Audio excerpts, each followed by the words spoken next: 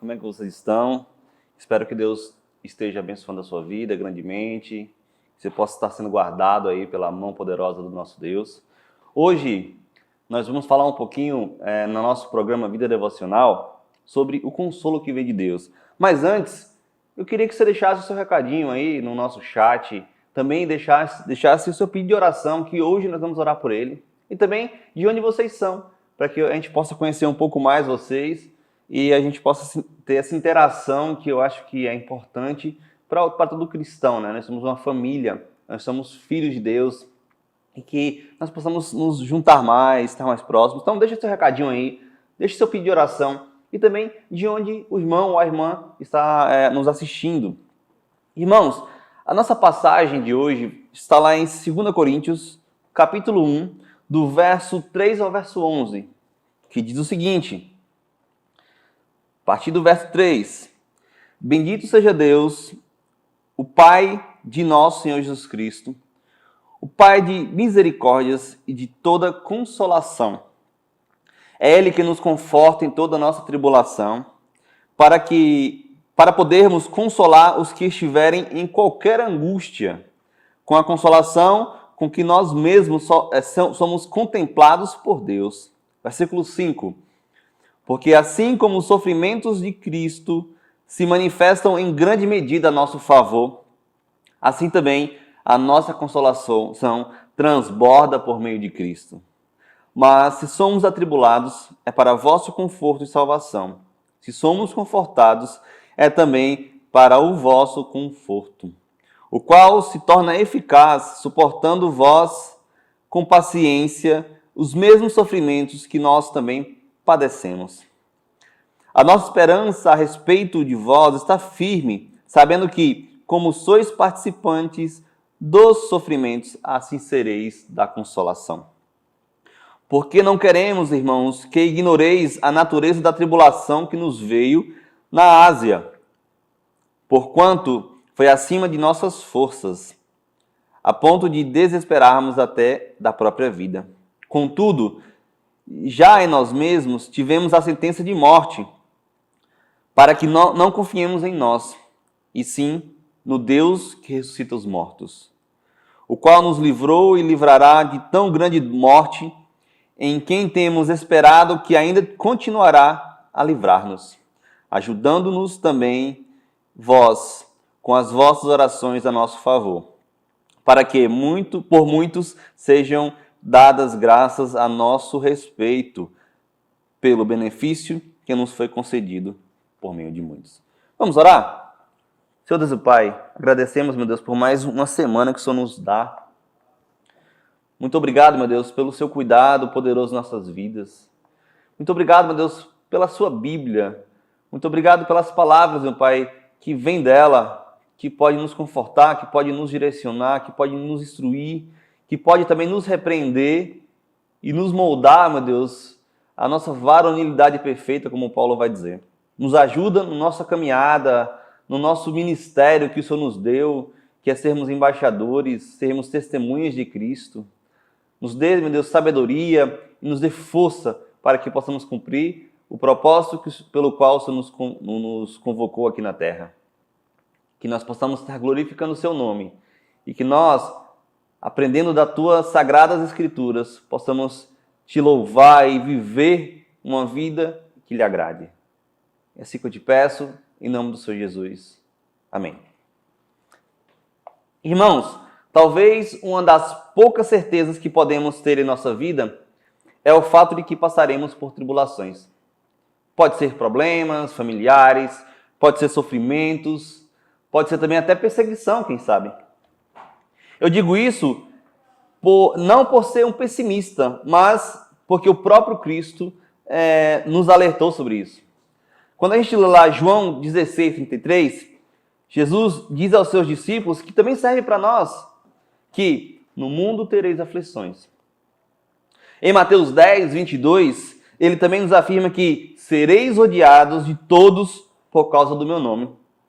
E o apóstolo Paulo também vai dizer lá em 2 Timóteo 3:12 que, ora, todos quantos querem viver piedosamente em Cristo serão perseguidos.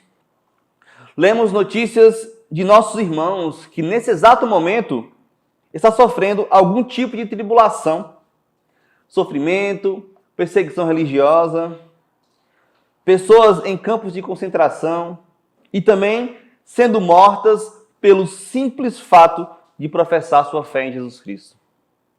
Talvez você saiba de alguém que esteja passando por um sofrimento intenso agora. Quem sabe essa pessoa não seja você. O texto que lemos nos traz uma perspectiva bíblica do cuidado de Deus para seus filhos. Essa carta, primeiro, ela foi escrita com um cunho, com um teor mais pessoal, se nós compararmos com a primeira carta que Paulo vai escrever aos irmãos de Corinto. A primeira carta ele escreve repreendendo várias ações equivocadas que aquela igreja estava fazendo dentro da comunidade e também na própria igreja. Mas essa não.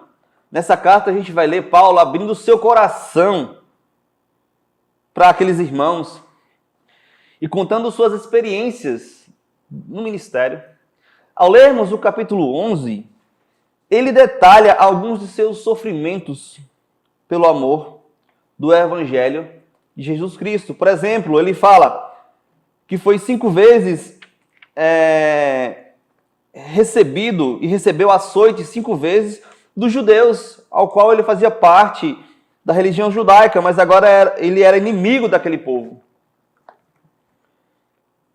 Ele fala também que foi golpeado 3 vezes com varas, teve um apedrejamento, passou por 3 naufrágios, dedicou sua vida exclusivamente para viajar de uma parte a outra anunciando o Evangelho.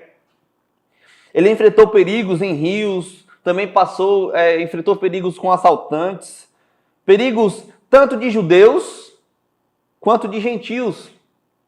Trabalhou arduamente e muitas vezes ficou sem dormir, passou fome e sede, suportou frio e nudez. Além da pressão interior pelas igrejas de Jesus Cristo, ele também foi perseguido pelo governador de Damasco, pois ele queria o prender. E nessa ocasião ele escapa por uma janela na muralha numa cesta. Irmãos, é formidável ver a vida de Paulo quanto ao fato dessas coisas. Seu profundo zelo pelo Senhor mostra uma vida totalmente transformada pelo poder do nosso Deus. A passagem pela qual nós lemos aponta o ponto-chave dessa carta, que é consolo. James Hastings vai dizer o seguinte, olha, o consolo é o grande tema de toda a carta. Ela está cheia do começo ao fim de sofrimento que se transforma em júbilo, fraqueza que se transforma em força e derrota que se transforma em triunfo. Irmãos, o verbo consolar aparece aqui 11 vezes nessa carta e o substantivo consolação também 11 vezes. Ele está bendizendo ao Senhor, nosso Deus, ser Pai de misericórdias e Deus de toda consolação. Mas eu pergunto para os irmãos, por que devemos pensar no consolo que vem de Deus? E essa carta nos mostra pelo menos 3 coisas para pensarmos no consolo que vem de Deus. Primeiro Deus é o Pai de misericórdias e Deus de toda consolação. Ao saudar a igreja de Coríntios, Paulo exalta a Deus. Interessante que o pastor Hernandes afirma em seu livro que esta é uma das doxologias, ou seja, passagens de glorificação, louvor a Deus, mais belas do Novo Testamento. Quando a gente olha a palavra bendito aí no versículo 3, essa, irmãos, era uma forma judaica de louvor a Deus, que o reconhece como fonte de todas as bênçãos. Paulo expressa uma bênção na qual ele insta com o povo para louvar e agradecer a Deus. Irmãos, quando Paulo vai falar sobre Pai da misericórdia, a gente consegue perceber toda a misericórdia de Deus em nossas vidas em toda a Bíblia. Por exemplo, após a queda do homem, Deus, que é um Deus misericordioso, promete um Salvador que iria pisar na cabeça da serpente. Também lemos e vemos as misericórdias de Deus na vida de Noé e sua família, quando o salva do dilúvio.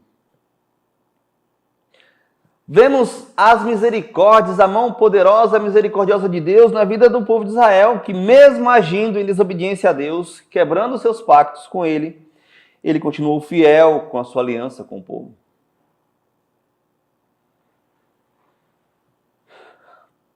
E vemos a misericórdia de Deus quando Deus envia seu Filho para morrer por nós, para tirar as amarras do pecado ao qual estávamos presos e nos transportar para a luz de Cristo. Hoje nós temos comunhão com Deus. Hoje nós estamos livres do pecado. Nosso coração agora é regozijado porque o maior problema foi resolvido na cruz. E independente, irmãos, de problemas que tivermos em nossa vida, de perseguições e tribulações, Deus é o Pai das misericórdias. Mas não só isso. Nós vemos no Salmo 5:7 que o salmista mostrando as riquezas das misericórdias de Deus. Salmo 51, versículo 1, fala da multidão das misericórdias de Deus. O próprio profeta Jeremias nos afirma que as misericórdias do Senhor são as causas de não sermos consumidos, porque as suas misericórdias não têm fim, renovam-se cada manhã. E devemos ressaltar que a situação do profeta Jeremias ali era caótica, mas ele entendia que Deus era um Deus de misericórdia. Creia que Deus é o Pai das misericórdias. Mas também o versículo 3 vai apontar que Deus, ele é Deus de toda consolação. Simon Kistemaker fala que compaixão é o amor de Deus que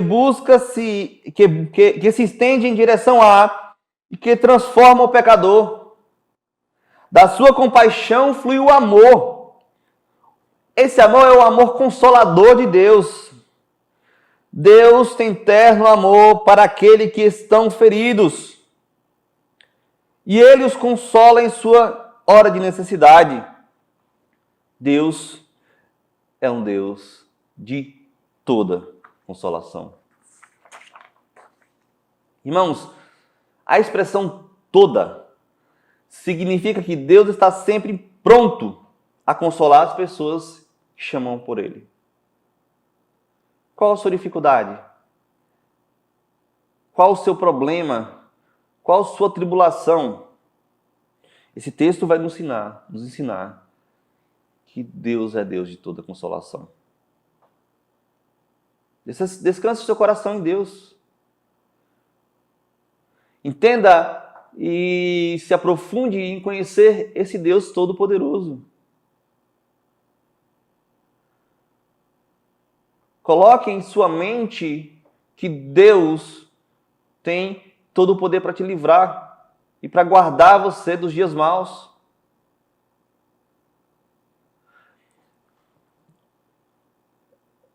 O nível de sofrimento e aí da percepção do sofrimento, não é nem do sofrimento em si, mas o nível da percepção de sofrimento que nós temos vai de acordo com o tamanho do Deus em quem confiamos, em quem conhecemos. Quem é o Deus que você conhece? É o Deus que tem o controle e a chave do mundo em suas mãos? Ou um Deus, como o pastor Nilson disse no programa da segunda-feira, que ligou a chave do mundo e foi embora? Deus é Deus de toda consolação. Irmãos, independente das situações que estejam passando, devemos sempre glorificar a Deus por suas misericórdias e toda a consolação que temos em nossas vidas. O que Paulo faz? Ele exalta a Deus. Você tem exaltado a Deus? Você tem glorificado a Deus apesar das circunstâncias?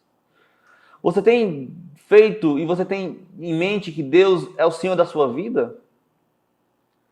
que apesar das circunstâncias adversas que possamos viver, Ele tem cuidado de nós?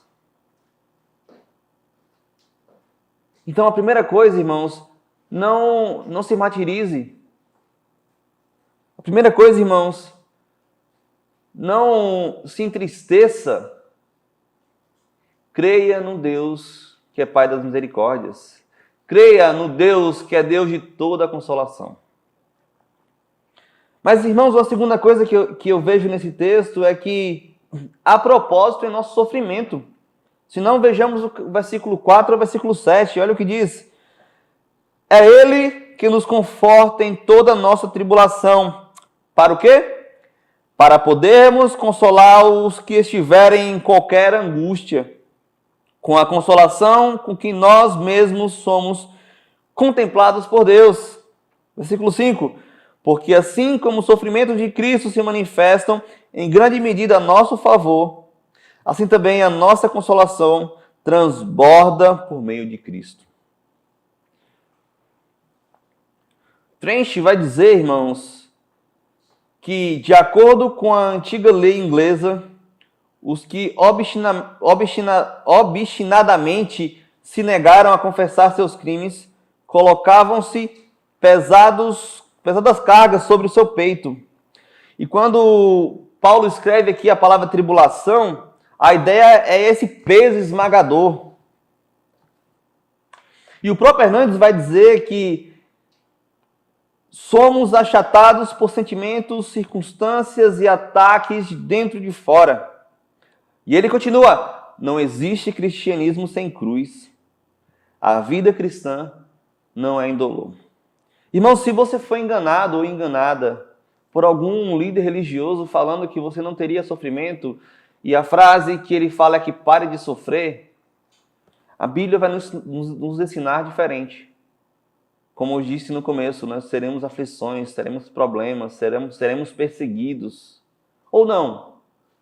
Talvez o irmão não seja perseguido como nossos irmãos em países fechados para o Evangelho. Irmãos que agora estão em campo de concentração. Mas nós também somos perseguidos. Talvez por perseguição religiosa. Talvez somos feitos de chacota porque somos cristãos. Talvez as pessoas pensem que nós somos menos inteligentes porque somos cristãos. Mas, irmãos, o que Paulo vai nos ensinar aqui é que o nosso sofrimento, a nossa tribulação tem propósito. Uma frase que me impactou a minha vida foi a do missionário metodista Stanley Jones. Ele foi um dos maiores metodistas, ou maiores missionários do século XX. E ela diz assim, olha, o cristianismo é a única religião que nada se desperdiça, incluindo a dor, o sofrimento e a desilusão. O próprio Paulo, nos versículos posteriores que nós lemos, vai afirmar que eles chegaram a desesperar até da própria vida. Ao que parece, irmãos, a situação ali era irreversível e já carregava sobre si a sentença de morte. Mas Deus o libertou. Irmãos, quando nós passamos por sofrimentos, tribulações e angústias, o propósito dali, Deus tira um propósito maravilhoso dali, para que nós possamos consolar outros com a mesma consolação que vem de Deus. Glória a Deus por isso. Ou não, talvez o problema que você passou e já foi consolado e foi resolvido, o irmão agora consegue ajudar outras pessoas com essa consolação que vem de Deus. Não é a sua consolação, mas é a consolação de Deus. Então, irmãos, há propósito no sofrimento também. Aprenda a viver em dependência de Deus. Aprenda a estar com o coração regozijado em Deus. Mas também, quando eu falei propósito, a fórmula é simples, irmãos. Passamos por tribulação. Por ser Deus, o Pai, o Deus de toda consolação, Ele nos consola em nossas aflições. Nós consolamos outros com essa mesma aflição que somos consolados, que fomos consolados por Deus. Em nossas experiências ruins, fomos consolados por Deus. Creia nisso. Deus tem consolado a sua vida. Devemos consolar outros com essa mesma consolação que vem de Deus. Isso é vida cristã. Um cuidando do outro. Olha como é especial. A vida cristã, ela não é uma vida exclusivista, mas é uma vida em comunidade. É uma vida em que um precisa do outro. É uma vida em que um se alegra com o outro. É uma vida em que um consola o outro. Glória a Deus pelos seus propósitos em nossas vidas. Mas também devemos pensar no consolo que vem de Deus, porque pela oração temos acesso a Deus. No verso 11, Paulo conclama aqueles irmãos a ajudá-los em oração. Frank Caver vai nos dizer que a oração tem duas funções. Ele enfatiza a total dependência do homem e a absoluta soberania de Deus. E ambas expressam e promovem a comunhão dos santos. Paulo sabia a importância da oração no trabalho missionário. Quando ele escreve aos irmãos lá de Colossos, ele pede para que eles pudessem orar, para que Deus nos abra porta à palavra, a fim de falarmos do ministério de Cristo. Quanto tempo você tem gastado em oração? Será que nós estamos vivendo igual a Lutero? Lutero afirma uma coisa impactante. Ele fala o seguinte, olha, se eu deixar de gastar 2 horas em oração a cada manhã, o diabo consegue a vitória no decorrer do dia. Tenho tanto trabalho que não posso realizá-lo sem empregar 3 horas de oração por dia. E quando o pastor Hernandes comenta essa carta, de 2 Coríntios, ele faz algumas observações de extrema importância. Ele fala o seguinte, olha, pela oração mantemos os braços dos guerreiros fortalecidos no campo de batalha. Quando você ora, irmãos, pelos missionários, pelos pastores, é como se você estivesse pedindo a Deus forças para que aqueles irmãos continuem na batalha, na luta, na labuta. Ele também fala, pela oração encorajamos missionários a prosseguirem a sua empreitada de levar o evangelho até os confins da terra. Ele também fala, pela oração cooperamos para que os pregadores anunciem a verdade com ousadia e unção do Espírito. Pela oração encorajamos uns aos outros a prosseguir em meio às provas. A oração conecta o altar ao trono, a fraqueza humana e a onipotência divina. Irmãos, em meio à tribulação, devemos estar em constante oração, demonstrando a nossa pequenez perante aquela situação e louvando a Deus por tão maravilhosa bondade conosco. Temos acesso a Deus, o véu do templo se rasgou. Nós somos agora filhos de Deus, por intermédio de Jesus Cristo. Irmãos, por isso, devemos pensar na consolação que vem de Deus, porque Deus é o Pai das misericórdias e Deus de toda consolação. Também porque não sofremos em vão. Deus é poderoso para usar esses momentos para, primeiro, mostrar seu consolo em nossas vidas e nos preparar para que possamos consolar outros que estejam passando pelas mesmas aflições. E através da oração, temos acesso direto a Deus. Louvado seja Deus. Que Deus aplique a sua palavra em nossos corações e que nós possamos ter o nosso coração confortados em Cristo e consolados em Cristo. Vamos aos pedidos de oração? Muito obrigado, irmão Celso, pela presença, pela Wanda, também pela Verônica, pelo Patrick Lex. Também muito obrigado pelo Celso Gomes e também pela Rose Barudi. Muito obrigado, Celso, ela é de Curitiba, pediu oração pela família. Também pela Celinalva Lopes. Muito obrigado aí, lá de Salvador, Deus abençoe. Muito obrigado, e pastor Wilton Bezerra da Nóbrega também, que está nos acompanhando. Tem também a irmã ali, Ivoneide Alves. Vamos aqui para os pedidos de oração. A Ivoneide está pedindo oração pela cidade de Exu, lá em Pernambuco, pela sua família e também pela vida espiritual e financeira. Patrick Lex, da cidade de Campinas, pede oração pela saúde. O Celso Gomes, aí de Curitiba, pede oração pela família. A Rose Barudi também está pedindo oração pela reconciliação dos filhos. A Wanda pede oração para que Deus abra a porta de emprego.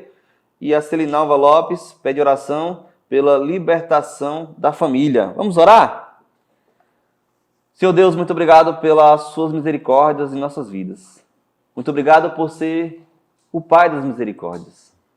Mas também muito obrigado por ser o Deus de toda consolação, que nos conforta e que nos consola em nossas aflições.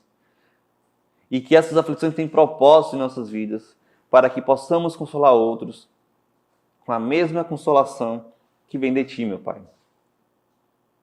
Nos ensina a estar mais próximos de Ti.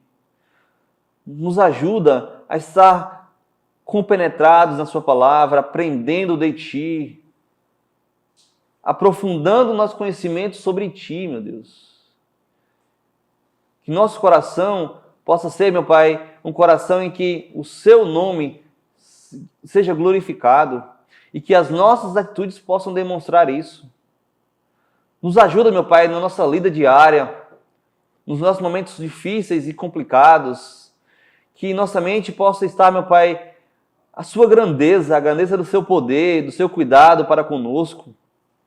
Que, Pai, nós, assim como Paulo, possamos estar levando o Seu Evangelho, vivendo uma vida de missões, vivendo uma vida de proclamação do Seu reino aqui na terra.